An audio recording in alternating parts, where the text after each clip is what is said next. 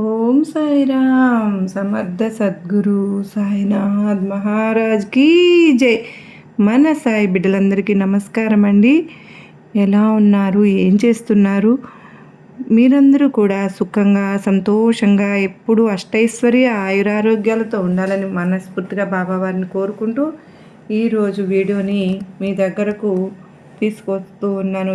ఏం సందేశం వచ్చింది అంటే కనుక, బిడ్డ, ఈ వీడియో నీ దగ్గరకు వచ్చింది అంటేనే ఇది యాదృచ్ఛికం కాదన్నమాట.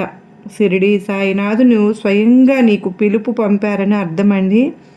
మీ మనసులో ఉన్న బాధ, మీ కళ్ళల్లో దాచుకున్న కన్నీరు సాయిబాబాకు బాగా తెలుసు.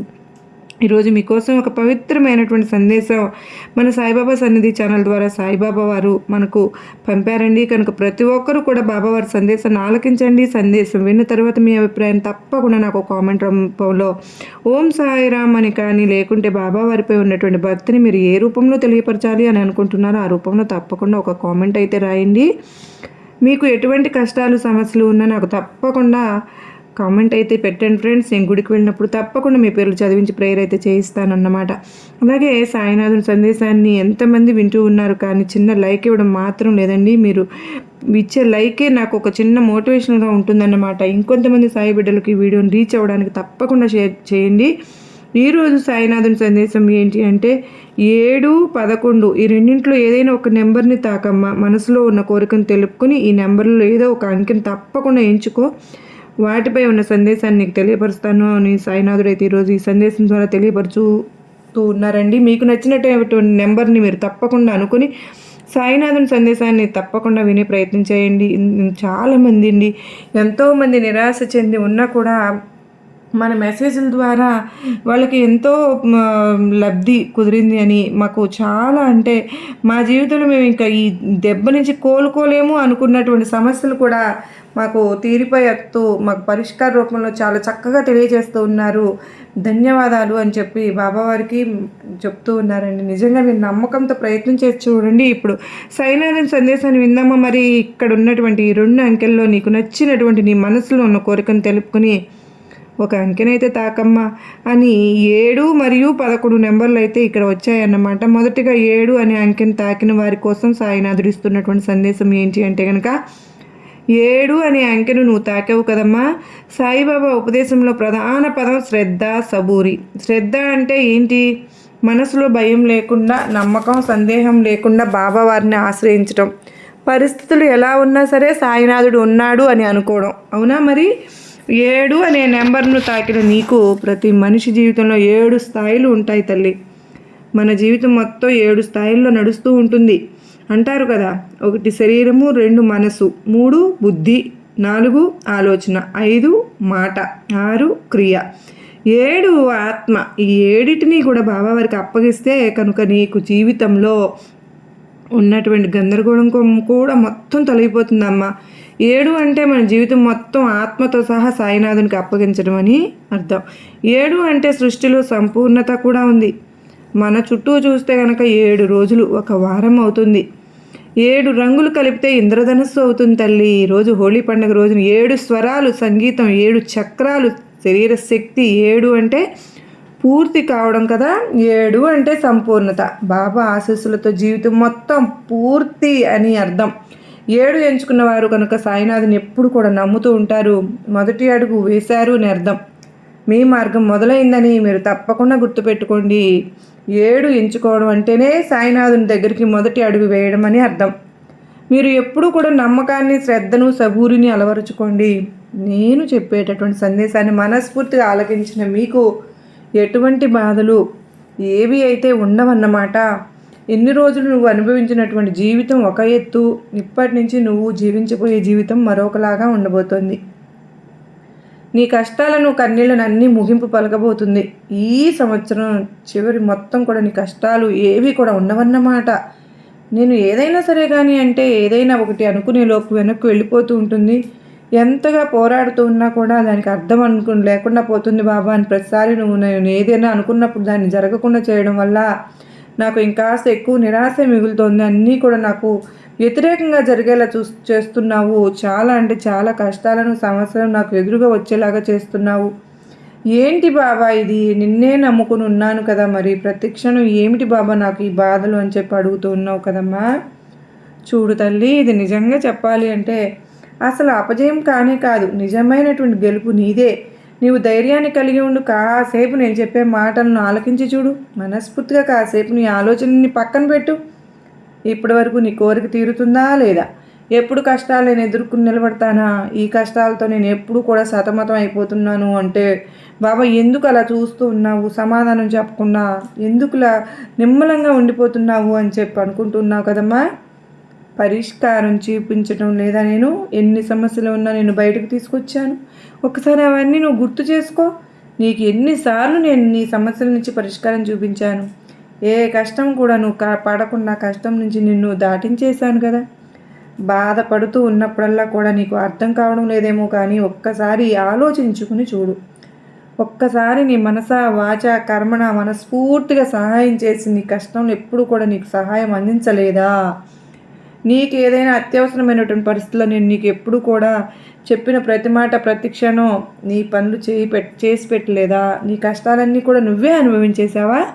ఈ కష్టాలు నీ నుండి దూరంగా పోయింది నేను ఎప్పుడు కూడా నీకు ఎలాంటి సహాయం అందివ్వలేదని అనుకుంటున్నావు కదూ.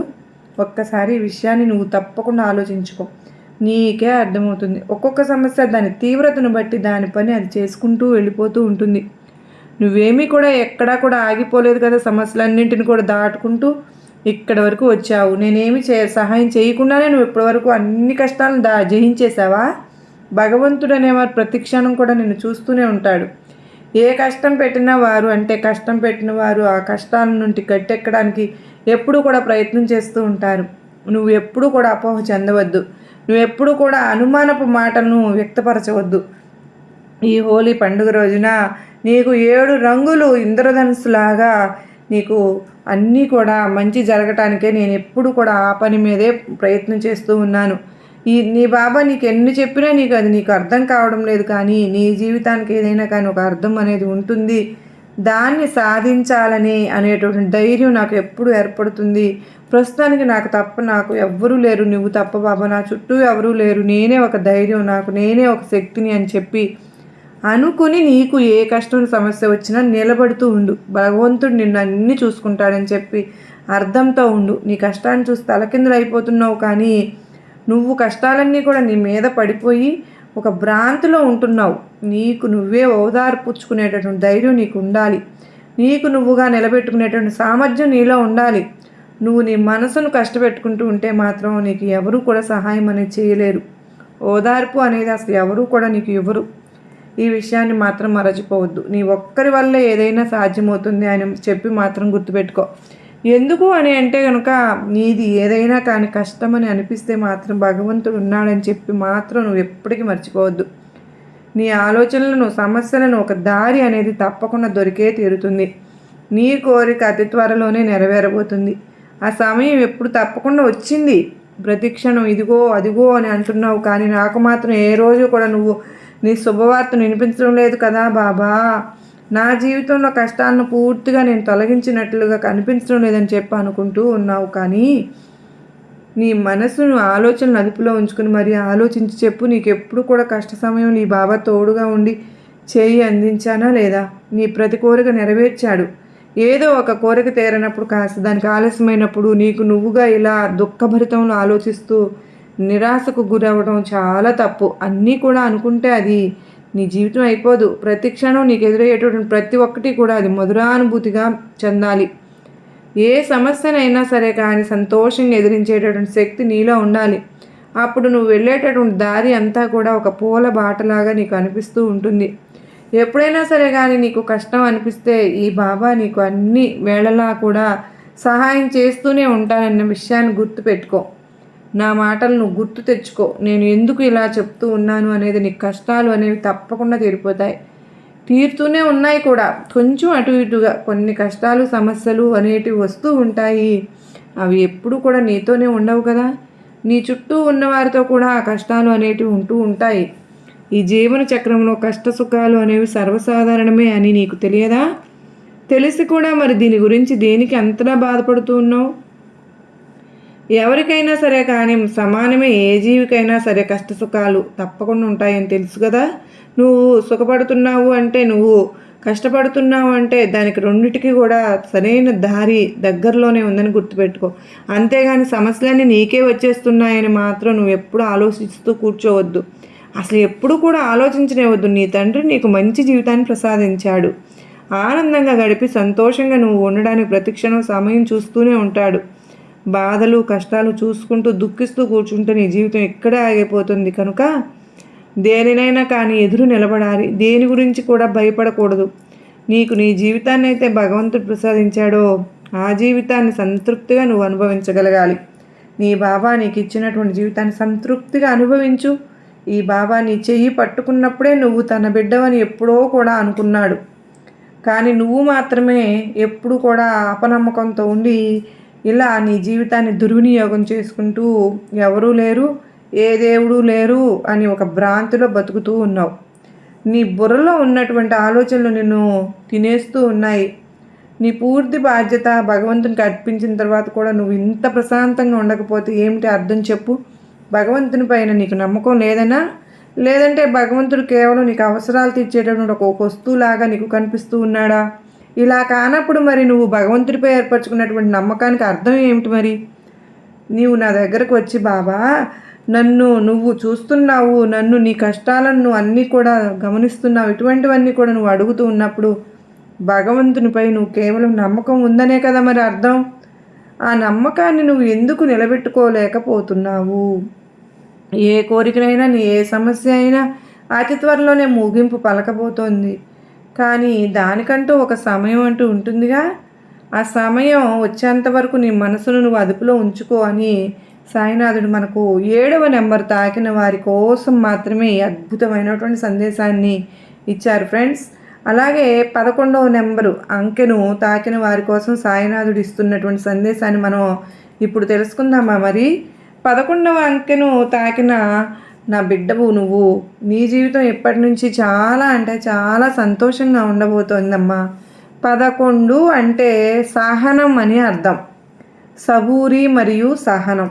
సాయిబాబా ఎప్పుడు కూడా 2 ప్రధాన ఉపదేశాలు, అంటే 2వ ప్రధాన ఉపదేశం ఏంటి సాయిబాబాది అంటే సబూరి. మొదటిది శ్రద్ధ, అలాగే 2వది సబూరి కదా. 11వ నెంబర్ తాకిన నువ్వు సబూరిని ఏర్పరచుకోవాలి తల్లి. అంటే అర్థం ఏంటి? తొందర పడకపోవడం, కాలం కోసం వేచి ఉండడం, బాబా నిర్ణయంపై విశ్వాసం పెట్టడం. 11 అంటే సబూరి.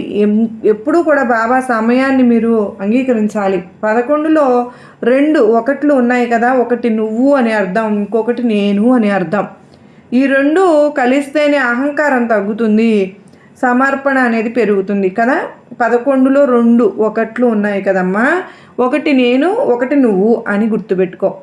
11 ఎంచుకున్న వారికి తప్పకుండా బాబా సమాధానం రావడానికి చాలా నిశ్శబ్దంగా ఉండండి. 11 ఎంచుకున్న వారికి బాబా చెప్తున్న సందేశం ఒకటి, వేచి చూడండి, నేను ఉన్నాను అని. 11 అంటే ఆలస్యం కాదు, అది బాబా గారు ఇచ్చినటువంటి ఒక గొప్ప సందేశం అని నువ్వు తప్పకుండా తెలుసుకో. ఈ బాబా నీకై ఉన్నానమ్మా, నీ కోసమే పరితపించిపోతున్నాడు. బాబా లీలలను అర్థం చేసుకున్న ప్రతి ఒక్కరికి కూడా బాబా చమత్కారాలు చేసేటటువంటివన్నీ కూడా అర్థమవుతాయి. కానీ అతిగా ఆలోచిస్తున్నావు, అతిగా కంగారు పడుతున్నావు, కానీ నువ్వు కోరింది జరగడం లేదని బాధపడుతూ ఉన్నావు. శ్రద్ధ సబూరిని అలవర్చుకోలేక జీవితాన్ని దుర్భరం చేసుకుంటున్నావు. ఎందుకమ్మా నువ్వు అలా ఉన్నావు? మనసు పెట్టి ఒక్కసారి ఆలకించి చూడు. సందేశంలో ఉన్నటువంటి పరమార్థం ఏమిటో నీకు తప్పకుండా అర్థమవుతుంది. నీవు అనుకుంటూ ఉన్నావు కదా, బాబా నేను ఏదైనా కానీ ఒకటి సాధించాలి అని అనుకునే లోపలే అది వెనక్కి వెళ్ళిపోతుంది కదూ. నేను ఎంతగా పోరాడుతూ ఉన్నా కానీ ఆ పోరాడడానికి అర్థం లేకుండా పోతుంది. నన్ను ఎలా ప్రతిసారి కూడా నేను ఏదైనా అనుకున్నప్పుడు దాన్ని జరగనివ్వకుండా చేయడం వల్ల ఇంకాస్త ఎక్కువగా నిరాశ మిగులుతుంది. అన్నీ కూడా నాకు వ్యతిరేకంగా కష్టాలను అలాగే బాధలను అన్నీ కూడా నాకు ఎదురవుతూనే ఉన్నాయి.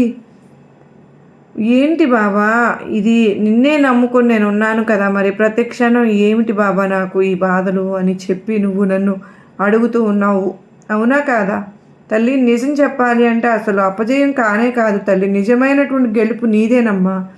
నువ్వు ధైర్యాన్ని కలిగి ఉండాలి. కాసేపు నేను చెప్పే మాటలను ఆలకించు.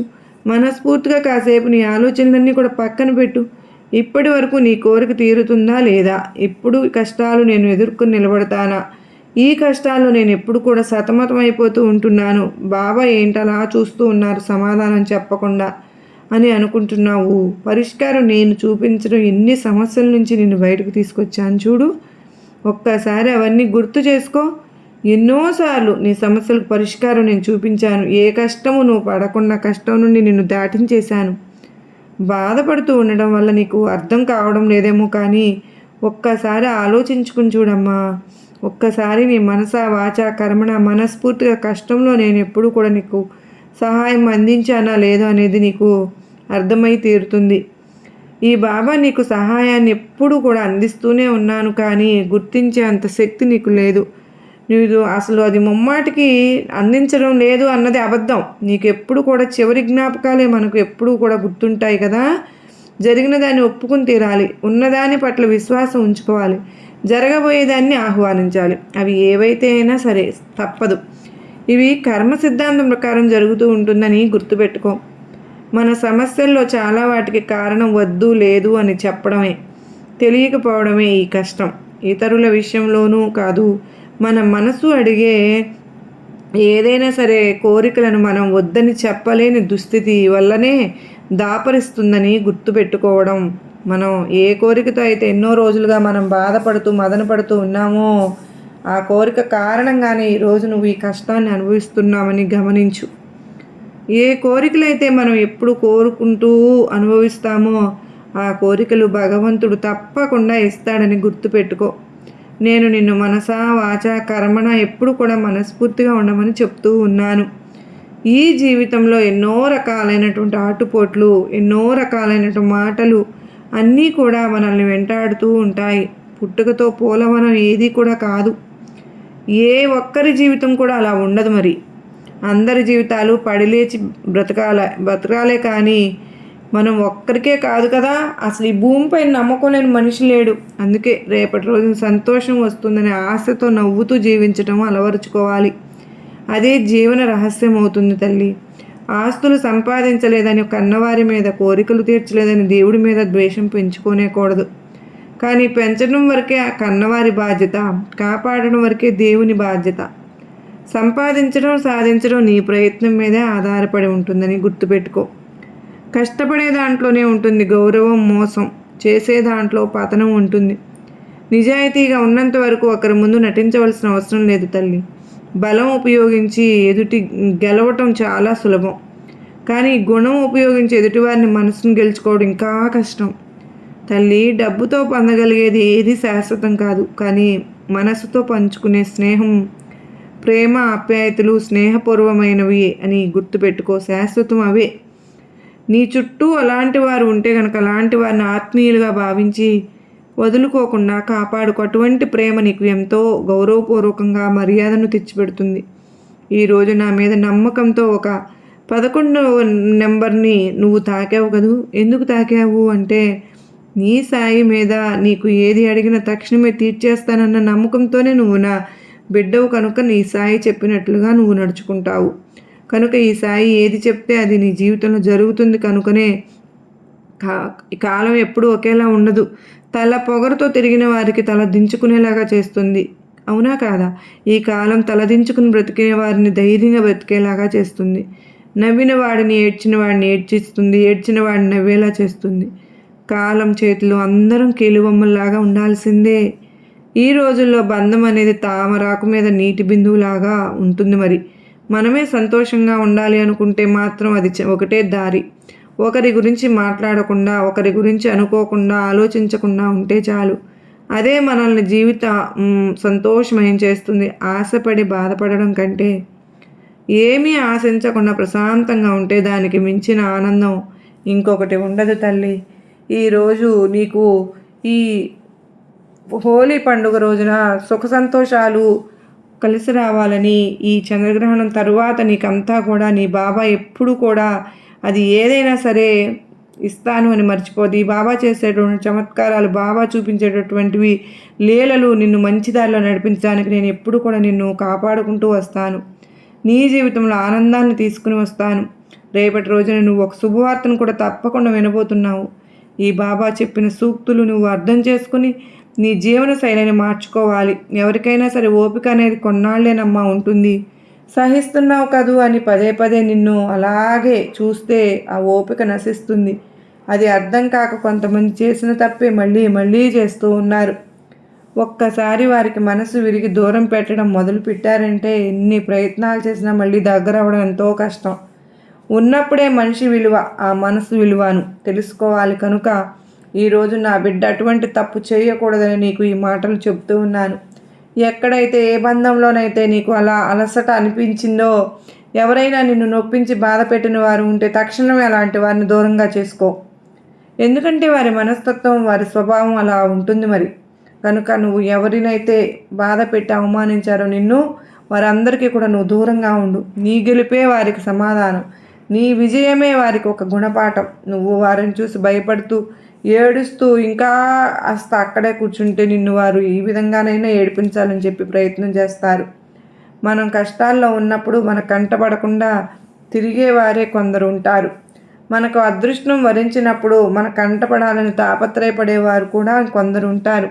కనుక నువ్వు ఎటువంటి దిగులు చెందకుండా ఈ బాబా చెప్పినటువంటి మార్గంలో తప్పకుండా నడుచుకుని 11వ నెంబర్ తాకిన వారి కోసం సాయినాథుడు ఒక చక్కటి సందేశాన్ని ఈరోజు మన ముందుకైతే తీసుకొచ్చారు కదండి.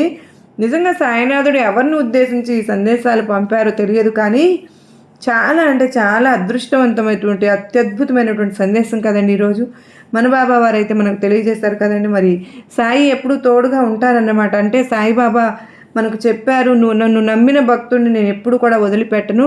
మీరు అడిగిన కోరిక నెరవేరకపోయినా సరే సాయిబాబా మౌనంగా ఉన్నట్లు మీకు అనిపించిన ఆ మౌనం వెనుక ఒక గొప్ప ఆశీర్వాదం దాగి ఉంటుంది అని సాయినాథుడు చెప్తూ ఉంటారు. ఆ ఒక్క నామస్మరణ అంటే సాయిరామ్ అనే నామస్మరణం మన మనసును శాంతిపరుస్తుంది, మన ఆలోచనలను దారి ఇస్తుంది.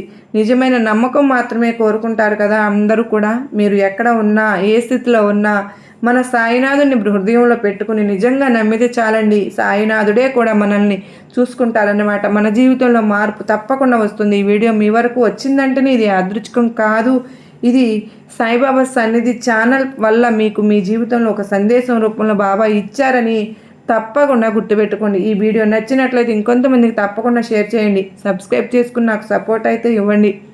మరొక వీడియోతో మళ్ళీ కలుద్దామండి. సర్వేజన సుఖినో భవంతు. ఓం సాయిరామ్.